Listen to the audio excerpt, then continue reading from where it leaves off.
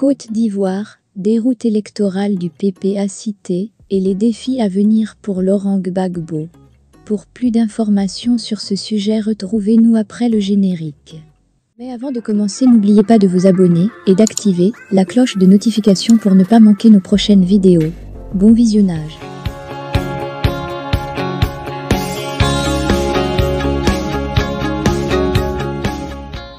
Les récentes élections locales et sénatoriales en Côte d'Ivoire ont été marquées par une surprise politique majeure. Le Parti des peuples africains, section Côte d'Ivoire, PPACT, fondé par l'ancien président Laurent Gbagbo en 2021, a essuyé une défaite cinglante. Cette déroute électorale soulève des questions cruciales quant à l'avenir politique du parti et de son charismatique leader, Laurent Gbagbo, qui était revenu sur la scène politique avec de grands espoirs. Le PPACT avait fait étalage d'ambitions considérables, laissant entendre qu'il était le digne successeur du Front populaire ivoirien, FPI, auquel Gbagbo avait appartenu. Cependant, lors du premier test électoral sérieux depuis sa création, le parti a échoué à se faire une place. Aucun maire, aucun conseil régional et aucun siège de sénateur n'ont été remportés, des résultats bien en deçà des attentes. En effet, Hubert Ouleye a perdu dans la région du Cavali. Justin Katinan-Koné a perdu au municipal à Port-Bouët, tout comme Michel Gbagbo à Yopougon. La liste des cadres du parti qui ont perdu à ces élections locales est longue.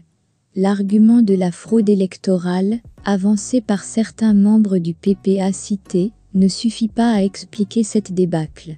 D'autres partis, y compris des membres du parti au pouvoir, le Rassemblement des Oufouettistes pour la démocratie et la paix, RHDP, ont également subi des défaites notables, remettant en question l'idée d'une fraude généralisée. Un échec qui remet en question la stratégie. De plus, l'alliance entre le PPACT et le Parti démocratique de Côte d'Ivoire, PDCIRDA, a également échoué lors de ces élections. Dans plusieurs régions, notamment le Haut-Sassandra, les candidats du PPACT et du PDCIRDA ont été battus par le parti au pouvoir, le RHDP. Cette alliance, qui avait été perçue comme un moyen de contrer le RHDP en vue des élections présidentielles de 2025, semble aujourd'hui remise en question. Un paysage politique en mutation, le décès soudain du président du PDCIRDA, Henri Konan Bédié, a également bouleversé le paysage politique ivoirien et remis en question les plans de cette alliance. De plus, les luttes intestines au sein du PPACT semblent s'accentuer depuis la défaite électorale, mettant en lumière des divisions au sein du parti. Les dissensions internes ont atteint un tel point que le parti semble incapable de communiquer d'une seule voix depuis sa débâcle électorale. En somme, le PPACT, fondé avec de grandes aspirations et portant le poids de l'héritage de Laurent Gbagbo, se retrouve aujourd'hui à un carrefour politique critique. L'avenir politique du parti et de son leader est remis en question, et les espoirs suscités par le retour de Gbagbo en politique semblent avoir été sérieusement ébranlés.